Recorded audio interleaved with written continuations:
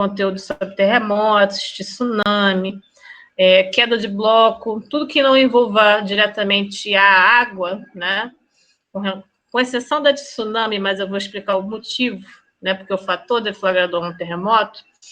A gente vai observar queda de blocos, subsidência, e no final um pouquinho de desastre astronômico, porque é uma tipologia assim com percentual de ocorrência muito pequeno, mas eu sempre gosto de, pelo menos, mencionar que existe esse tipo de desastre também, tá? Então, como não teria um conteúdo de uma aula, né, para abordar essa tipologia, no finalzinho eu faço esse comentário, tá certo?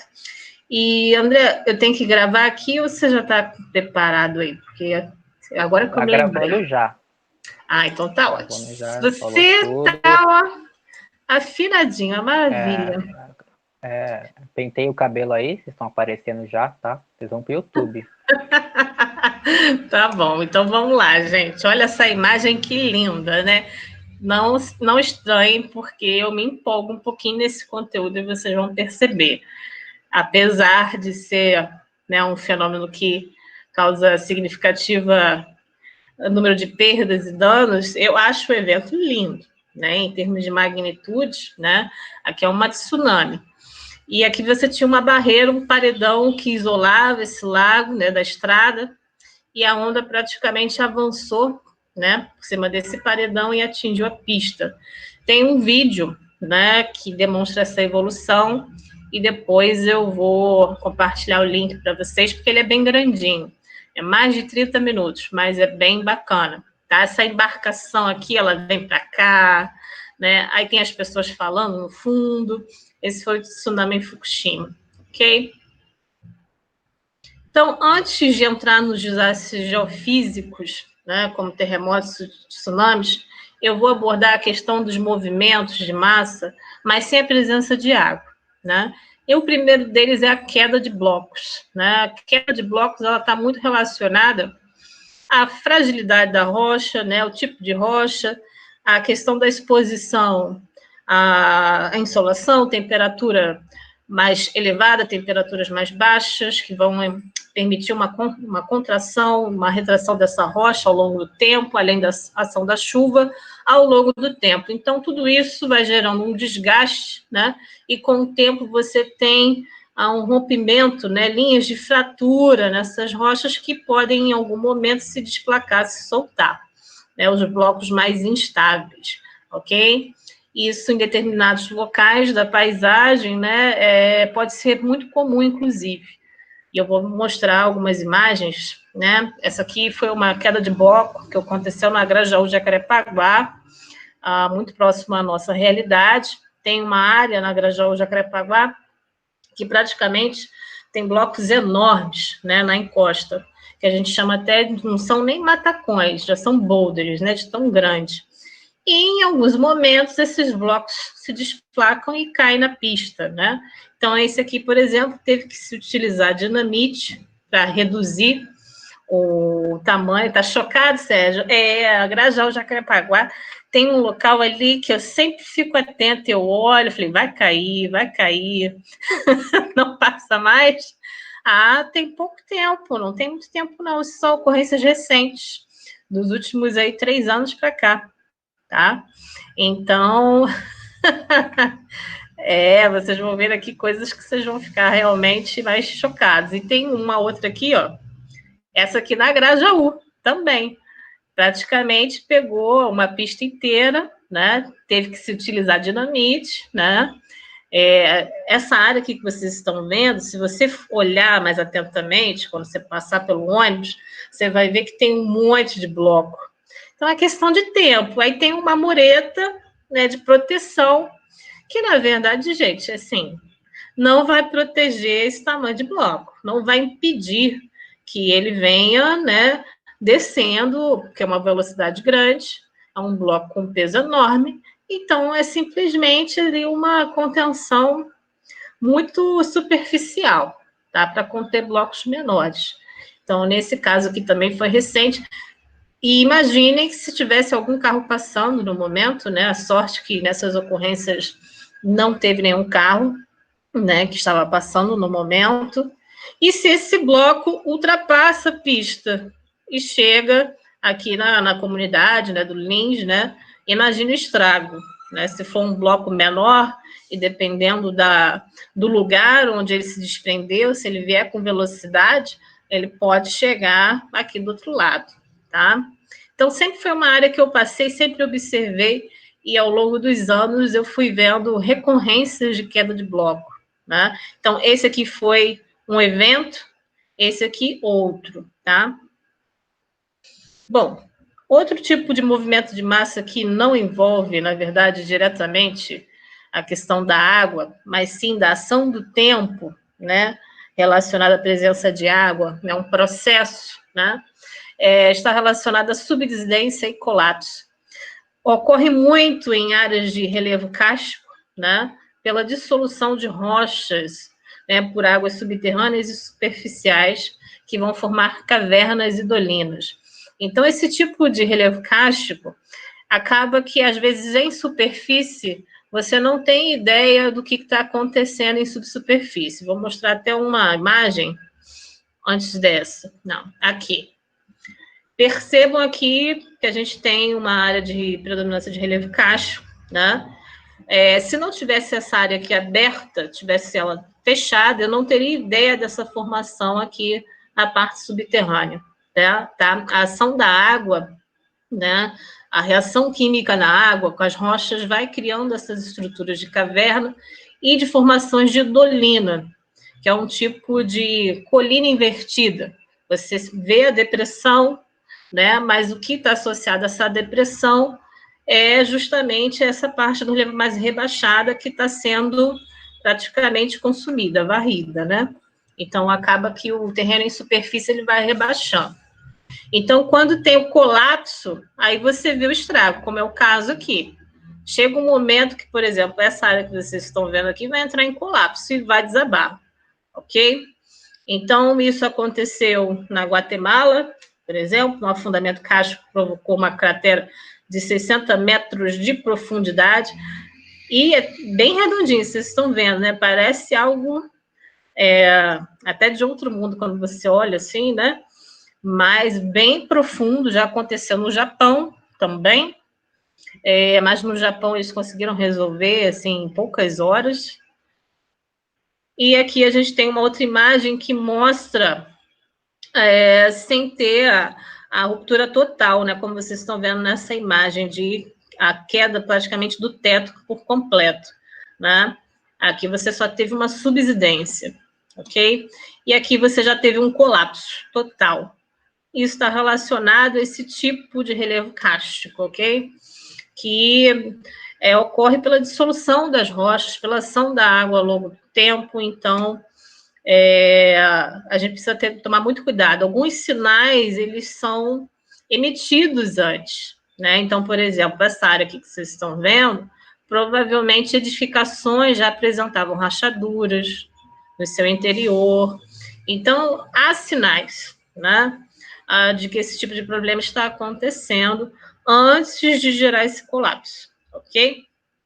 No Paraná, a gente tem algumas dessas formações, mas são formações em áreas que não estão urbanizadas, né? E fica, na verdade, uma paisagem muito bonita, uma formação que a gente chama de formação Furnas, né? Geralmente, no final, a gente tem até água, né? Aflorando, né? Então, é bem bonito. Tive a oportunidade de conhecer algumas dessas formações. E o estágio de campo, na verdade, né? Como era feito no modelo mais antigo, a gente previa também essa ida a campo nesse parque. Deixa eu ver aqui algumas perguntas. O que o governo desses países fazem quando acontece esse fenômeno? Bom, vai ter que realmente usar de obra de engenharia para tamponar, cobrir, né, todo esse buraco. Aí vai primeiro ver a estrutura, mas eles vão ter que preencher, tá? Esse buraco com algum tipo de material. Taca concreto lá dentro. Não, não é concreto. Primeiro tem que ver a extensão. Se está num domínio de cavernas, do que pode ser feito, tá? Existe uma área em São Paulo, que, na verdade, vem sendo monitorada, porque já dá sinais de subsidência, né? E toda a população dessa área já foi retirada, né? Então, na verdade, para essas pessoas, um acontecimento desse é um impacto enorme, né? Porque a pessoa tem que sair da sua moradia e, né, não tem para onde ir. Então, São Paulo, a gente tem alguns exemplos desse tipo de ocorrência. No Japão, quando ocorreu, e foi no meio de uma pista muito movimentada, eles conseguiram, acho que em tempo recorde, tamponar. Assim, foi questão de trabalho de 3 dias, Júlia. Eles conseguiram fechar completamente. Então, foi muito rápido.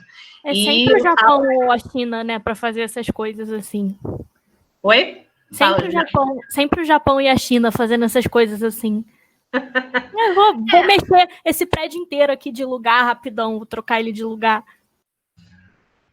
A resiliência, a construção da resiliência, né? Eles aprenderam a ser resilientes, né? Ter uma resposta rápida, até porque é um país que vive, né, com a presença de terremotos, de tsunamis, então eles se preparam desde a infância, na verdade, a encarar, né, a saber como se comportar nessas tipologias de desastre, ok? E isso vale para a tecnologia também, né? Que eles desenvolvem muito bem. Bom, agora a gente entra nos desastres geológicos em si, né, que envolve terremotos, tsunami, atividade vulcânica, que é uma das partes que eu mais gosto, na verdade, mais me empolgo. Então, não liguem se eu achar tudo lindo. Então, atividade vulcânica, a gente tem na atividade vulcânica, principalmente fluxo de lava. Então, descrição do processo: magma, que escoando pela vertente do cone vulcânico, fator deflagrador, erupção vulcânica. Como prever? Conhecer as características magmáticas do vulcão, né? É possível ver se há um potencial para a geração de fluxo de magma, ou até mesmo para um fluxo piroclástico, que eu vou mostrar a seguir, né? O que seria um fluxo piroclástico, que é um dos mais perigosos. Extensão e magnitude local. Impactos humanos, sociais, ambientais e financeiros.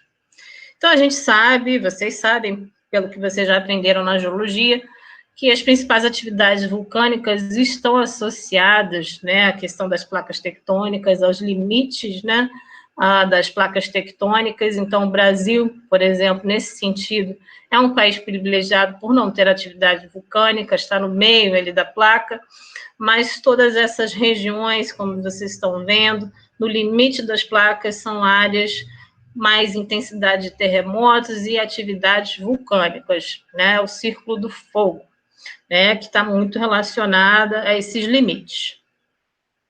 Então, a atividade vulcânica, ela é muito descrita ao longo da história, né?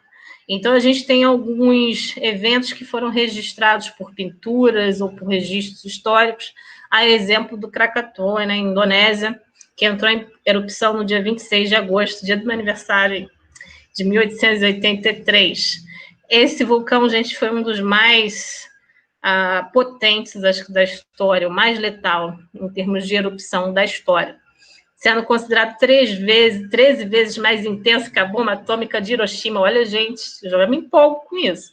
13 vezes mais. Sabe o que é isso? A mais do que a bomba de Hiroshima, uma explosão vulcânica, deixou 36 mil mortos, né? E essa explosão, na verdade, fez desaparecer o vulcão. Ele sumiu após essa explosão, né? Ele deixou de existir, de tão grande que foi essa explosão, que o edifício vulcânico ele deixou de existir. Tá? Além disso, causou um ruído mais alto registrado na história, podendo ser ouvido a 4,8 mil quilômetros, o que representa a distância entre Porto Alegre e Caracas, capital venezuelana. Olha, gente, isso já fica, né? É claro que ele não existe mais, mas ele deixou alguns filhinhos, como o Anak Krakatoa, né? Krakatoa deixou de existir, mas ele deixou aí os herdeiros, tão eruptivos e explosivos quanto o Krakatoa, na verdade. Aqui o filho, Anak Krakatoa, o filho. Então, aqui a gente tem uma erupção e consequente explosão em 22 de dezembro de 2018. Então, percebam, gente, que, na verdade, a gente não tem mais, né, o Krakatoa. Mas temos, exatamente, o Krakatoa Júnior, que tem um potencial de explosão, de erupção, tão grande quanto o pai, né? Então, cerca de 2/3 do vulcão colapsaram, de tão grande que é a explosão, que parte entra em colapso, tendo a altura do pico do vulcão diminuído de 110 metros, né? Então, percebam que são vulcões muito ativos. Então, você tem diferença. Tem vulcões que, na verdade, têm um fluxo muito mais tranquilo, às vezes até fissural. Eles não são tão eruptivos, então isso varia de vulcão para vulcão, tá? E o que está relacionado a essa diversidade? Composição do magma, gases, né? A composição química, na verdade, é o que vai ditar o tipo de comportamento do vulcão, ok? De gases também. Então, isso. Indícios relacionam tsunami à erupção vulcânica. Bom, a questão da erupção vulcânica muito explosiva, que parte do vulcão é levada embora, né, é colapsado, isso pode gerar uma tsunami. Uma tsunami, ela não é somente gerada por um terremoto, tá? Existe um outro fator deflagrador que pode ser um movimento de uma massa muito grande, que ao cair no oceano pode gerar essa onda inicial. Então, são 2 mecanismos de geração de tsunami. A maioria só se atenta à questão dos terremotos, mas existe uma segunda origem, tá? Então, por exemplo, o vulcão Krakatoa, ele está aqui, né, no oceano. Se parte do edifício vulcânico foi destruído, o volume, né, de massa desse vulcão, ele entrou em contato com a água, e isso pode gerar uma tsunami. Tá? Existe uma ilha, agora não vou me lembrar a localidade, se eu não me engano, é próxima a Portugal, que ela vem sendo monitorada, que parte dessa ilha ela vai entrar em colapso, e entrando em colapso, essa tsunami chegaria, inclusive, ao Brasil. Tá? E ela... É lá no Açores, professora? Eu já não me lembro. É porque é um conjunto de ilhas vulcânicas, Açores. Pode ser, não sei. Pode ser. Ela vem sendo monitorada ao longo dos anos, né? As fissuras, né, nessa ilha mostram que em algum momento parte vai entrar em colapso e vai entrar em contato com a água. E entrando em contato com a água vai gerar uma tsunami que pode chegar, sim, ao litoral brasileiro, incluindo Rio de Janeiro. Então, por isso que ela é muito monitorada, tá? Muita gente pensa que é só terremoto, mas não, ok? Então, aqui a gente tem atividade vulcânica com fluxo de lava. Percebam que quando o vulcão ele não tem uma característica muito explosiva, o fluxo é mais lento, tá vendo? Vai destruindo, né, incendiando a floresta, mas dá tempo para você reagir, né? Sair da casa, por exemplo, essa casa que está sendo atingida aqui, os moradores conseguiram sair a tempo, né? Então, é algo mais lento, né? Então, em termos assim de perdas humanas, você tem um tempo de resposta. Nesse caso de vulcão que não tem uma característica tão explosiva. Professora? Oi. Essa velocidade do fluxo também tem a ver com a viscosidade da lava, né? Isso tem, tá? Se tem mais sílica, se tem menos sílica. Quanto maior for a viscosidade, mais lento é o fluxo, tá? Então, isso é um ponto positivo em termos de resposta, né? Ok? Que a gente tem uma imagem... Fala, Walker. Professor, e o vulcão do Yellowstone, né? Acho que é isso o nome, né? Lá nos Estados Unidos, é considerado o maior vulcão e está previsto, assim, parece que ele ocorre em cada 600 mil anos, né? E está prestes a acontecer, e vai ser uma catástrofe, maior do que a Krakatoa, muito maior, nem sem dúvida. Um potencial de destruição muito grande. Né? Esse já realmente ele já vem acompanhando. O Parque de Yellowstone foi um dos primeiros parques criados no mundo, né? E a partir dele, outros no mundo começaram a surgir, mas foi a primeira unidade de conservação no mundo. E ela vem sendo monitorada ao longo dos anos e é um vulcão em atividade. Só que grande parte desse vulcão, ele não tem o duto vulcânico como a gente conhece, ele é praticamente plano. Então, a destruição, quando ele entrar em erupção, vai ser muito grande. Onde, inclusive, se prevê que a quantidade de cinzas despejada será capaz de tampar o sol por alguns dias, né, tendo consequências aí climáticas associadas, tá? Então, percebam, gente, que hoje é sexta-feira 13, eu só estou falando de coisa boa, né? Estamos falando aí, né, de um possível cenário de erupção do Parque de Yellowstone, Estados Unidos, indo para o espaço, né? Mas, com certeza, vai ocorrer, é questão de tempo. Gente, quando eu falo aqui, é questão de tempo. Como eu falei da queda de blocos lá na Grajaú, Jacarepaguá, questão de tempo de acontecer de novo, tá? Então, aqui a gente tem uma bela margem noturna, com um fluxo bem lento de lava. Olha isso aqui, gente, que lindo também. Gente, tudo aqui vai gerar basalto, uma rocha muito importante, porque é uma rocha que vai gerar solos férteis, né? Então, a gente também esquece a importância desse tipo de atividade para a geração depois, futuramente, de solos. Os solos mais férteis são provenientes do basalto, né? Então, são áreas riquíssimas em termos de produção agrícola, né? Então, a gente não pode esquecer. E aqui a gente tem o avanço de uma lava do vulcão Kilauea no Havaí, né? O Havaí, na verdade, esses vulcões do Havaí, eles são hotspots, tá? Todos eles. Então, é uma ilha que tem um conjunto de vulcões, mas, por exemplo, como esse aqui, dá tempo de fugir, né? É bem tranquilo e apreciar a paisagem. Eu ia ficar aqui observando, caminhando para trás conforme ele avançava. Vocês não iam, não, gente? Duvido. Vocês não são geografia raiz. De ovo podre do caramba. Por exemplo, também na ilha de Montserrat, que foi logo, acho que foi no início do século XX, não me lembro mais, e que deu tempo para até a população dessa ilha, né, de Montserrat, evacuar, né, uma parte dessa ilha por causa do vulcão, né, devido às lavas e tudo, né, lá no Montserrat, na ilha de Montserrat, hoje pertencia à França, né. Dependendo da quantidade de gases, dependendo do fluxo, o melhor é fazer a retirada, realmente. Mas você sempre tem a equipe que fica para trás para fazer um monitoramento. Com certeza eu estaria lá, de máscara e tudo mais, com proteção, mas eu estaria igual o Patrick, fazendo, né, um selfie lá, né, falando TikTok, mas com certeza, eu acho lindo. É um evento lindo que a gente, aqui no Brasil, a gente não tem oportunidade. A gente nunca viu, né? E uma coisa interessante que um dos profissionais que mais morrem em atividade de trabalho é o geólogo que trabalha com vulcanismo, tá? É uma das profissões que mais, em termos da geologia, sub-áreas em que mais morrem os profissionais, né?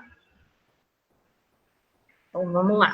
Olha só, gente, no Equador, 27 de fevereiro de 2016, super recente. Olha que lindo, já pensou ver lá a janela da noite? Uma coisa dessa? Com certeza pagaria. Tá bonita, né? Pagaria? Pagaria para ver, com certeza. Com certeza. De um ponto assim, ó. E para essas coisas, tem até um filme. Isso tudo vai sair na gravação. Ai, meu Deus do céu. É um filme. Esses Fica filmes apocalípticos. A gente edita. A gente edita. Aquele filme que mostra atividade vulcânica. Acho que é o. Como é que é, gente? O nome do filme? Que aí tem uns caras doidinhos que fica. Inferno de Dante? Não. Não, ele fica para trás e ele fala que vai ver tudo de camarote. Como ele vai morrer mesmo, ele vai ver tudo de camarote. Acho que eu seria a mesma coisa, assim. Se eu tiver que morrer, eu morro vendo fenômeno, né? Bonito, de camarote. Acho que era até um cenário de erupção no Parque de Yellowstone, na verdade, né? Fazendo a alusão de que tinha ocorrido a erupção. Bom, queda de cinzas. A queda de cinzas ela é muito importante, na verdade. Né? É um material muito fino, de uma granulometria muito fina, em que a gente não deve entrar em contato, porque se a gente respirar nessas cinzas, ocorre o risco da gente desenvolver uma doença, né? Esse material se acumula no pulmão e ele pode virar tipo um cimento no nosso pulmão, né? Como aconteceu na Pompeia, professora?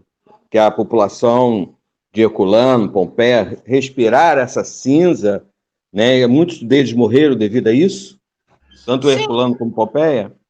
Sim, também. Eles morreram, é claro, pelos gases, mas também pela temperatura do fluxo piroclástico, que eu vou te mostrar mais adiante, né? Eles não tiveram nenhum tipo de escapatória, tanto em termos de temperatura quanto de gás. Mas, às vezes, você só tem a queda de cinzas, né? E entrar em contato, isso é um nome bem grande, mas, em resumo, esse material ele vira um cimento no seu pulmão, tá? E para a aviação também é um risco, porque se esse material entrar nas turbinas também pode causar danos. Então, inclusive danos em termos de mudanças climáticas, dependendo da quantidade de cinzas, né, do tempo que essas cinzas elas param pela atmosfera, se for de dias, isso pode ter uma consequência climática, tá? Extensão e magnitude desde local a global. Aqui é interessante porque a escala, né, é global. As cinzas elas são transportadas pelo vento. Então, às vezes, a gente tem impactos, dependendo da extensão da erupção, de local a escala global, tá? Então, como prever? Conhecer as características magmáticas, a composição química. Assim dá para saber se esse vulcão tem uma capacidade de geração ou não de cinzas. Impactos humanos e sociais, como morte, deslocamento de população, problemas ambientais com a qualidade do ar, resfriamento global, extinção de espécies, financeiro, perdas na agricultura e estruturais, colapso do sistema de transporte. Tá? Professora, então, olha aqui. Oi, pode falar. Quando você tem uma cidade que está nessa situação de receber cinza de um vulcão, como é que faz? Eles decretam algum tipo de, sei lá, lockdown para as pessoas não saírem, não respirarem aquele ar? Como é que resolve isso? Eles vão analisar primeiro o tamanho da nuvem, o raio de extensão, o vento, delimitando primeiramente tudo isso. Eles pedem para fazer a retirada dessa população até um limite de não sei quantos metros, né? Eles vão estimar o quanto que você tem que se deslocar, na verdade, de acordo com as características. Então, primeiro você tem que saber a quantidade de cinzas, o tamanho, a extensão, né, desse fluxo, para depois delimitar a retirada, tá? O ideal é que você faça isso, ok? Então, aqui a gente tem algumas imagens da BBC mostrando essa cinza. Pode falar, Ju. A chuva ácida está relacionada a essas cinzas? Pode ocorrer uma chuva levemente ácida, mas não é a única causa de chuva ácida, tá certo? Ok, obrigada. A gente tem relacionado a poluentes de uma forma geral, mas também pode ocorrer após a atividade vulcânica, tá? A chuva, na verdade, ela vai servir para precipitar todo esse material no solo e, inclusive, é possível, em alguns locais, perceber atividades vulcânicas passadas por testemunhos encontrados no solo, perfil de solo, tá?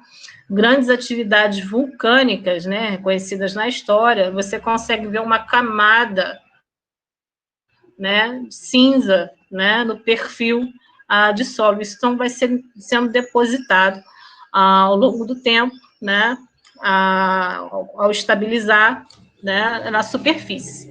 E uma parte, é claro, vai ficar na atmosfera e vai se agregar às gotículas de água, né, trazendo aí uma chuva levemente ácida, ok? Mas essa chuva ácida, ela não causa muito estrago urbano para o homem, não. É mais para o solo? Não, para o solo também não traz nenhum prejuízo. O não é problema é você impactante. inalar enquanto essa pluma estiver em alta concentração. Tá? O ideal é que essa pluma se dissipe ou se precipite em superfície. Isso demora alguns dias, tá? Aí você vai monitorando a qualidade do ar até um nível mais seguro, ok? Então, isso Entendi. tudo depende muito da extensão, da quantidade de cinzas, pode ser um isolamento de alguns dias, semanas. Se for uma erupção igual a na Krakatoa, ou possivelmente uma erupção como em Yellowstone, a gente está falando aí de um prazo muito maior, tá? E de uma extensão muito maior até em termos globais, ok? Então, aqui a gente tem alguns exemplos dessas plumas, né, se deslocando. E aqui, ó, possíveis danos à aeronave. Olha esse material precipitado aqui em uma superfície. Depois de um tempo, esse material ele começa a se depositar, tá, na superfície, incluindo aí o solo. Mas isso é importante, porque são testemunhos. A gente pode determinar eventos passados que não foram registrados. Inclusive, tem algumas pesquisas que mostram que civilizações antigas, versões do homem primitivo, na verdade, teriam sido dizimadas por atividade vulcânica, por Por queda exemplo, de cinzas acentuados. é o que eu tinha colocado para a senhora, escrevi, por exemplo, a atividade vulcânica na ilha de Santorini, né?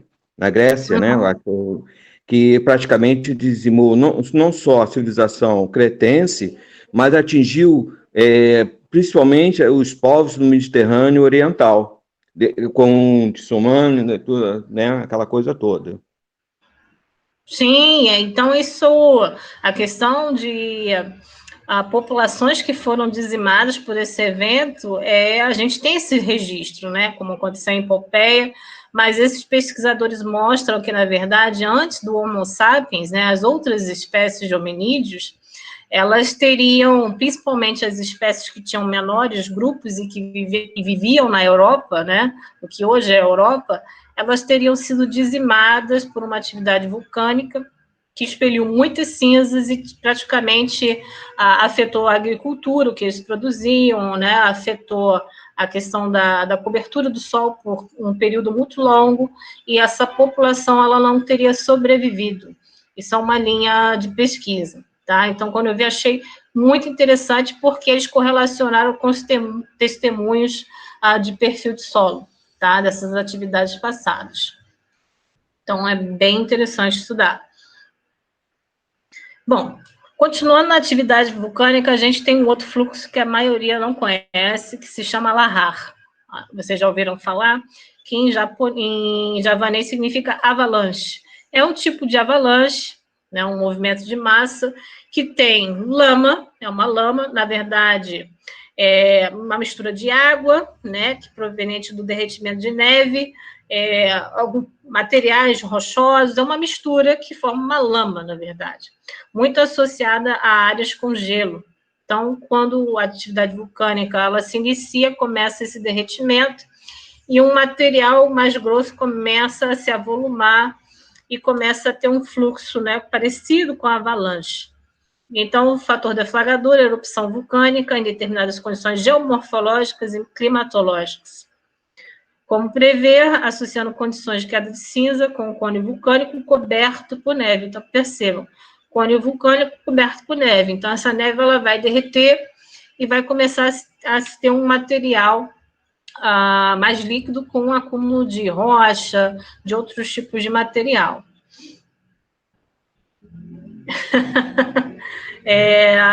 Impacto, né, variados, sociais, ambientais e magnitude local. Tá? Então, aqui, por exemplo, a gente tem o fluxo do lahar. Tá? O cone coberto por neve, começa a ter o derretimento e vem um fluxo parecido com uma avalanche. Nesse lado, temos o fluxo piroclástico, que eu vou falar a seguir, né? Aqui a queda de cinzas, né? Como a Júlia perguntou, chuva ácida, que vai depender também, inclusive, da concentração de cinzas. O vulcão aqui, Santa Helena pode ser colocado nesse critério do qual lahar? vulcão? Santa Helena, nos Estados Unidos, que uma parte que até destruiu o cume, né? Uma parte do cume, né? E teve também derretimento de neve também. Sim, não sei se pode ser colocado nesse sentido. Se tem neve, pode acontecer o lahar, sim. tá? Tem até uma imagem, além dessa da Colômbia, essa daqui, ó, na Guatemala, que você vê nitidamente, né, o lahar, o flanco pela qual você começou a ter a avalanche, tá? Então, Parece que está escorrendo cimento ou concreto do vulcão. Isso, porque mistura tudo, né? Mistura água com cinza, com rocha, ok? Então, é um processo bem semelhante a uma avalanche. Só não tem, acho que, a mesma velocidade que uma avalanche, uma velocidade um pouco menor, ok? Agora, esse aqui que é o perigoso, fluxo piroclástico. É o mais bonito, mas é o mais perigoso. Esse eu ficaria apreciando de longe. Uma mistura de massa de ar com alta temperatura que pode chegar a 1000 graus Celsius e grande velocidade de até 700 km por hora, com material vulcânico seco de granulometria fina que desce por gravidade à encosta do cone. Então, gente, não tem como fugir. Se você estiver num raio de risco, de área de risco, infelizmente você vai perder, porque 700 km por hora e uma temperatura de 1000 graus foi o que aconteceu em Pompeia, tá? Fluxo piroclástico, não deu tempo das pessoas reagirem, tá? E, na verdade, os historiadores apontam que aquele vulcão nunca tinha entrado em erupção, né? Então, a população ela não sabia como se comportar diante daquele evento, porque ela nunca tinha presenciado algo do tipo. Diferente de hoje, né? Muita gente na Itália mora em áreas de risco e espera a sirene tocar para sair, né? Mas a Itália também é um país com muitos vulcões em atividade. No caso, né? do Vesúvio, né, professora? Que tem gente, que a cidade de Nápoles está bem próxima a Vesúvio. Sim, tem muita gente morando. Tem um sistema de alerta de sirenes, né? Mas é um vulcão que sempre está mostrando ali sinais de atividade, né? Todos extremamente ativos, né? Então, o fluxo piroclástico é um dos piores em termos, assim, de perda de vida, porque se ocorrer, praticamente você não tem tempo. Olha só que lindo esse fluxo piroclástico, é uma nuvem, gente. Mas é uma nuvem que vem com tamanha velocidade e tão quente que você vai morrer ali rapidamente, né? Pela temperatura de 1000 graus, que ninguém resiste, tá? Olha isso. Um espetáculo também. Muito bonito. Olha esse carinha aqui. Não tem medo do perigo, não, olha. Será que o Jeep conseguiu fugir? Eu acho que sim. Porque esse fluxo ele já devia estar bem desenvolvido. Então, Parece tempestade de areia, né? aparece. Mas a temperatura, por exemplo, tudo que está aqui de floresta vai ser carbonizado. Se chegar, não sobra nada, tá? Inclusive o carro. Sim, inclusive o carro, tá? Então, aqui a gente tem a imagem, né, de Pompeia, onde acho que é bem significativo mostrar as pessoas realmente a posição que elas estavam ao morrer, né? Ficou guardado, né? Ficaram pessoas petrificadas, né? Mas associada a esse fluxo piroclástico que não deu tempo aí de reagirem. Aqui tem um outro exemplo de destruição depois do fluxo piroclástico, né? Então, eles acontecem ainda nos dias de hoje, tá? Vulcões perigosos aí no mundo estão o Vesúvio, como vocês falaram, aí na Itália. Esse nome aqui eu não sei falar, gente, na Islândia. O Sakurajima, no Japão. O Merapi, na Indonésia. O Kilauea, no Havaí. É um dos mais ativos, né? E temos outros aqui, vulcões latino-americanos, que são igualmente perigosos. No México, percebam aqui a quantidade no México. Temos na Costa Rica, Colômbia, Equador, Peru, Chile. Ou seja, todas aquelas áreas ali que estão aqui naquele limite ali das placas tectônicas que são muito ativas, né, em termos de terremoto, atividade vulcânica. Ok? Agora, terremotos. Descrição do processo. Propagação de ondas elásticas pela crosta terrestre. Principal processo conhecido é a liberação de tensão gerada pelo atrito entre duas placas tectônicas. porém, outros processos podem gerar alguma dessas ondas elásticas, como, por exemplo, colapso de estrutura na crosta terrestre, a exemplo das cavernas. Fator deflagrador, movimento entre as placas tectônicas, principalmente. Como prever a modelagem, monitoramento, né? No Japão, você tem um monitoramento de sismos muito grande, né? Extensão e magnitude, desde local a global. Em termos de escala, menor que 3,5 na escala Richter, geralmente não é sentido, mas gravado, mas registrado. Entre 3,5 e 5,4, às vezes sentido, mas raramente causa danos. Entre 5,5 e 6, no máximo causa pequenos danos a prédios bem construídos, mas pode danificar seriamente casas mal construídas em regiões próximas. O problema começa a partir daqui, 6,1 a 6,9. Pode ser destrutivo em áreas em torno de 100 km do epicentro. 7 a 7,9, grande terremoto. Então, percebam que para ser considerado um grande terremoto, de 7 para cima, tá? Causando sérios danos em uma grande faixa. 8 ou mais, enorme terremoto, podendo causar graves danos em muitas áreas que estejam a centenas de quilômetros. Bom, aí vocês vão me perguntar, vou até me antecipar, no caso do Brasil, a gente fica muito nessa faixa aqui, gente, tá? Nessa, entre essas duas aqui. O que são atividades normais, na verdade. No Acre, a gente tem algumas atividades sísmicas muito relacionadas à Cordilheira dos Andes. Então, o Acre ele acaba sentindo um pouco desses sismos, tá? Mas não passa de 6. Assim como na Bahia também.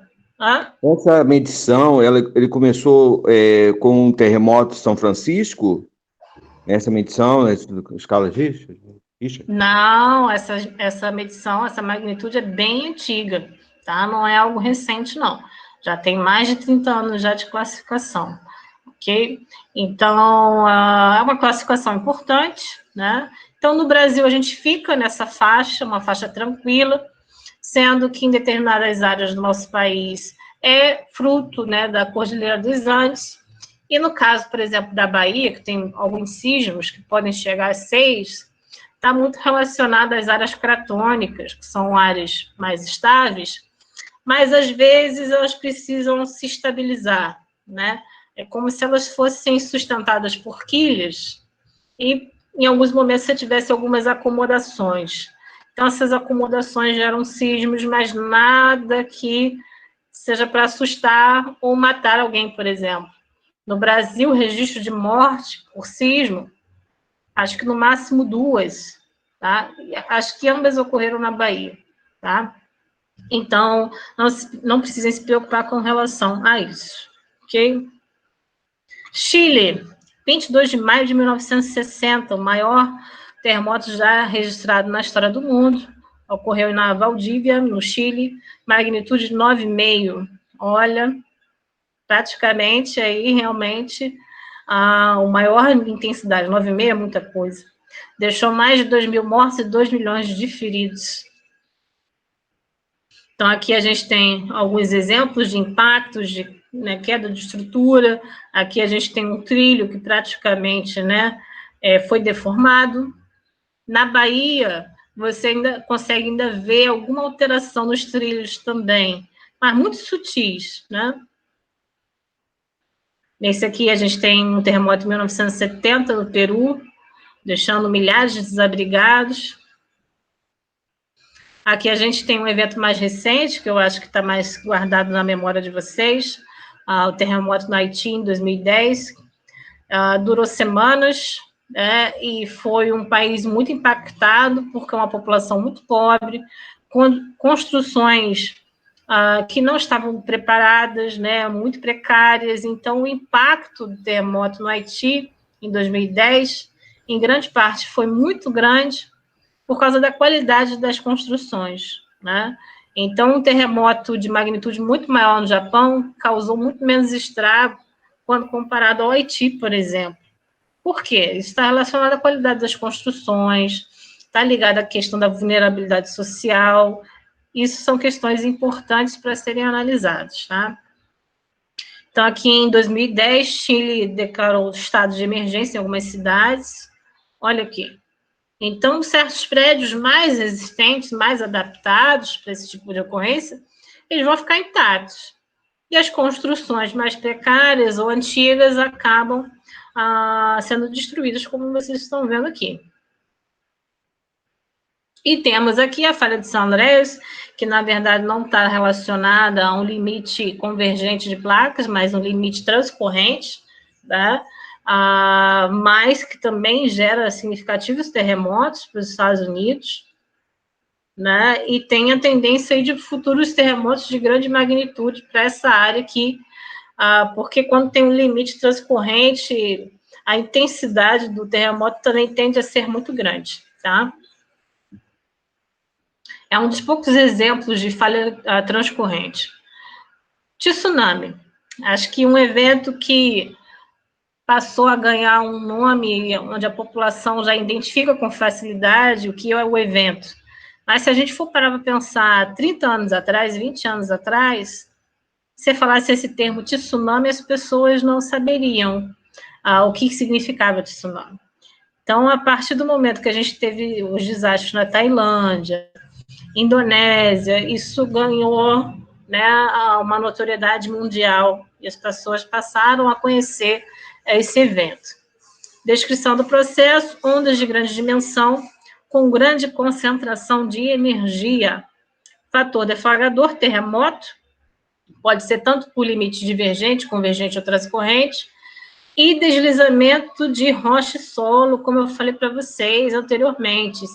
São dois fatores deflagradores possíveis. Como prever? Através de monitoramentos, terremotos, movimentos de massa. Extensão, que pode ser do litoral até alguns quilômetros adentro do continente, então pode variar. Impactos humanos e sociais e ambientais. Olha isso aqui, gente, né? Acho que os terremotos que aconteceram em Fukushima, né? Essa aqui é uma das imagens do que aconteceu em Fukushima, né? Uma embarcação parou em cima de uma edificação, né?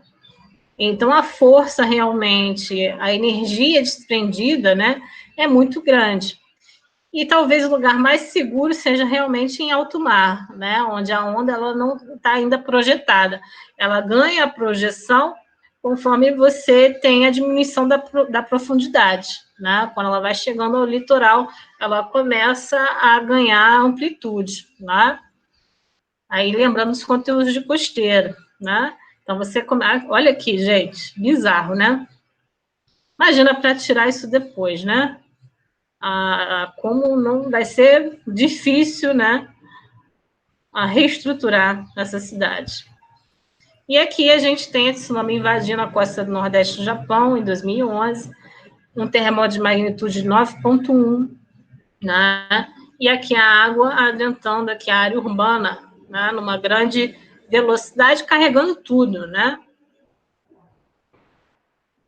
Temos o tsunami da Indonésia, que aconteceu em 2004, a magnitude de 9,1, né? Esse também está muito fresco na nossa memória, né?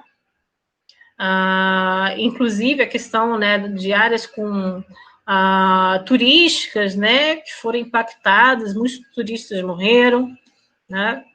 Era alta temporada, inclusive, né, do turismo, então foi uma tragédia assim, de grande proporção. Então, eu acho que aconteceu em dezembro de 2004. Foi final de ano. Era final de ano. Estava até comendo o aniversário da minha filha e tudo. Aí tem quando até deu um isso filme aí... sobre esse tsunami, não é? Tem sim. Tem. Então, assim, a questão de ser alta temporada, teve até relatos de gente que se salvou porque viu o mar recuando, né? Que é um sinal também esse recuo. E o mais interessante dessa entrevista, né, da pessoa que conseguiu ver os sinais, era de uma criança, na verdade, que tinha tido uma aula de geografia e o professor tinha comentado que um dos sinais de uma tsunami era o recuo do mar. E essa criança, ela estava na praia, né? E quando ela percebeu esse recuo, ela avisou para os pais, né, que ela tinha aprendido aquilo e eles conseguiram se salvar por conta disso, né? Então, percebam, gente, a importância da construção de resiliência desde cedo, né? No Japão, as crianças muito pequenininhas, elas têm treinamento. Elas usam lá o capacete, aí tem o treinamento em caso de terremoto, onde se abrigar, qual é a postura que você tem que ficar. Isso é importante, isso aumenta a resiliência, reduz mortes, né? Assim como o desenvolvimento em tecnologia para monitoramento, para construção de edificação mais fortalecida. O Japão, ele criou uma estrutura nos prédios, praticamente, que você tem uma espécie de mola para amortecer, né, as vibrações. Então, isso tudo é importante, isso tudo aumenta a resiliência. Então, em termos de desastre astronômico, como eu falei para vocês, que é uma tipologia bem pequena, né, que praticamente não ocorre, mas que eu queria mencionar e acho que dava tempo, né, já estou aí já no finalzinho, então vale a pena a gente comentar.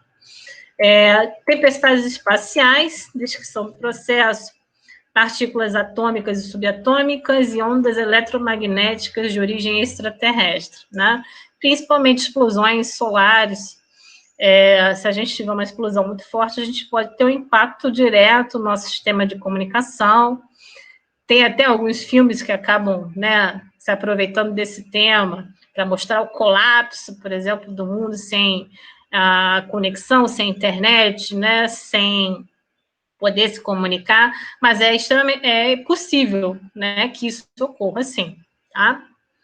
Fator deflagrador, reações nucleares de corpos extraterrestres, e como prever, muito difícil, diretamente não há como prever, mas o monitoramento da atividade solar ajuda, né? E a extensão seria global, justamente pelo motivo que eu falei para vocês, dependendo, né, da explosão solar, a gente pode ter um impacto mundial, tá? De queda de todo o nosso sistema de energia. E aí os impactos em termos globais são igualmente grandes, em termos de telecomunicações e todo o seu desdobramento, tá? Então, a gente tem que monitorar as atividades solares, as manchas solares, e aqui a gente tem o nosso planeta Terra, que, na verdade, é protegido pelo campo eletromagnético, então é uma proteção, né, para que essas manchas solares não cheguem com grande intensidade. Então, o que nos protege é esse campo eletromagnético. Mas, dependendo da intensidade da mancha solar, a gente pode ser atingido, sim. Até o momento, foram atividades que não geraram tanto impacto. Porém, se esse campo eletromagnético começar a se reduzir, o que alguns pesquisadores já mostram que é uma tendência, a chegada dessas manchas, né, a tempestades solares pode chegar e ter efeitos maiores para a gente, ok? Gente, eu falo que o cenário do planeta Terra é de destruição para todos os lados. A questão é do quando. A gente não precisa se preocupar, porque em escala de tempo de vida humana, para a gente aqui está tudo ótimo. Mas em escala de tempo geológico, o Sol é uma estrela, e toda estrela morre, né? E quando ela tiver no seu último ciclo de vida, ela vai se expandir, vai engolir o nosso planeta, facilmente. Depois explode e se torna uma supernova. Então, assim, não tem o que pensar. O destino do planeta Terra, em termos de escala geológica, é a destruição, porque estamos muito próximos a uma estrela, né? Mas quando isso acontecer, a gente nem sabe se ainda vai ter humanidade, né? Então, por isso que eu falo, a escala de tempo geológico, estamos falando aí de milhões de anos, o Sol ele está numa fase intermediária do seu ciclo de vida, então ainda vai demorar um pouquinho. Podem acontecer outras coisas, como um meteoro, né? Enfim. A gente tá perto de uma nova era glacial também, não tá? Sim, também já nos próximos 1000 anos, aí já numa escala de tempo um pouco mais reduzida, tem essa previsão de um novo período glacial. Sim. Mas você acha que a tecnologia que o homem desenvolveu atualmente é suficiente para sobreviver a uma nova era glacial? Sim, é suficiente, porém vai mudar todo o comportamento entre hemisfério norte e hemisfério sul porque o sul geralmente são as áreas mais quentes. Então, se inverte, teria uma migração mais acentuada para o sul. Né? Os continentes ao norte geralmente ficam mais com temperaturas mais baixas, tá? E o sul com um clima um pouco mais ameno, incluindo a questão da produção agrícola, que é o que mantém a vida, né? Alimento. Então, com certeza teria um impacto significativo em termos de migração, né, político, quando isso for ocorrer, tá? Aí, meu filho, os Estados Unidos, né, os norte-americanos, os mexicanos vão estar tudo querendo entrar no Brasil, né, e os países da América do Sul. Mas Vai precisar de essa pau. glaciação, ele pode transformar a Terra como assim, como aconteceu, né? Transformou a Terra em bola de neve, né? Pode acontecer isso, professor? Nessa escala, porque isso só vai e mesmo assim só vai acontecer daqui a 1000 anos, né? Então, de repente, a gente está até em outro planeta, em outros, né? Outros sistemas, sei lá. 1000 anos, eu acho que é uma escala de tempo pequena, na verdade. A gente estaria muito próximo a esse evento. Mas o planeta Terra como uma bola de gelo, na verdade, nunca existiu. Sempre houve áreas um pouquinho mais quentes, sem cobertura de mantos de gelo, tá? Localizados ali na faixa do Equador, ok? Então, são áreas mais prováveis de sobrevivência, ok? Okay. Outra coisa que eu estava pensando, como é que fica, então, essa questão da era glacial, considerando que a gente tem vivido um aquecimento constante do planeta? Bom, pode chegar algum momento mais para frente que essa tendência mude por completo, porque eu não acredito que uma ação antrópica seja maior do que uma forçante astronômica. A forçante astronômica, ela sempre vai pesar mais. Então, se chegar o momento realmente de entrar no novo período glacial relacionado, né, a questões astronômicas, rapidamente essa tendência ela será revertida, tá? Não terá, assim, o que fazer, se for uma forçante astronômica, ok? Tá. Bom, meteoros, né? Descrição do processo, chegada de corpos sólidos extraterrestres na atmosfera. Como prever monitoramento espacial, só que a gente não tem cobertura de todo o nosso planeta, tá, gente? É uma cobertura parcial, então a gente pode ter algumas surpresas às vezes. A magnitude, extensão em magnitude de local a global, dependendo do tamanho, né? Impactos humanos, sociais, ambientais, extinção de espécies, financeiros e estruturais, tá? Como aconteceu, por exemplo, com dinossauros, professora? Sim, há 65 milhões de anos. Exatamente, tá? A gente já teve aí registros, né, de impactos maiores de meteoro no nosso planeta. Aqui a gente tem uma cratera, aqui, ó, no Canadá. Então, mostra que isso já ocorreu ao longo da nossa história. Esse meteoro atingiu a Rússia em 2013, só foi visto praticamente, né, esse feixe de luz, mas chegou a estilhaçar alguns vidros, né, por onde ele passou.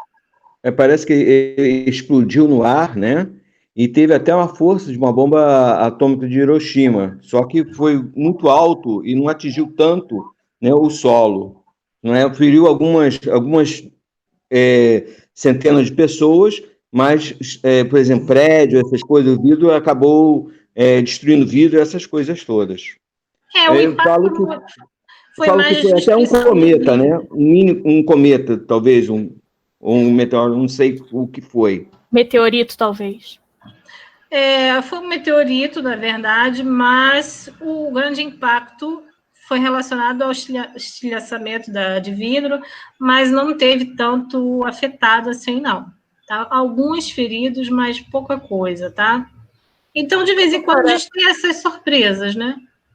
Considerando também a proporção de água para continente que a gente tem no planeta Terra, geralmente, quando acontece a queda de um meteoro sozinho, a probabilidade que ele caia no mar acaba sendo muito mais alta do que ele atingir uma área habitada, né? Sim, acaba sendo. E dependendo do tamanho, né? Se ele for pequeno, não vai ter efeito nenhum. Se ele for maior, aí sim, a geração de uma tsunami, por exemplo, associada, com certeza teria um impacto. Mas geralmente são muito pequenos, porque eles vão se reduzindo quando entram na atmosfera, tá? Eles vão se desfazendo, então eles chegam com um tamanho mais reduzido.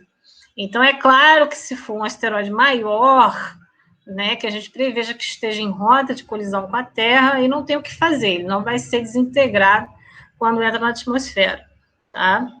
Então, a gente tem esses registros de ocorrência no mundo, né? Mais recentemente são essas pequenas ocorrências sem algum tipo de intercorrência, tá certo? Então, gente, até me passei um pouquinho aqui do horário, mas eu vou deixar hoje, assim que eu terminar a aula de hoje, eu vou deixar uma atividade sobre a aula de hoje. Vocês terão aí uma semaninha para fazer, né? Temos aí o feriado, então vocês vão poder, de repente, até aumenta aí um pouquinho o prazo, além de 7 dias, ok?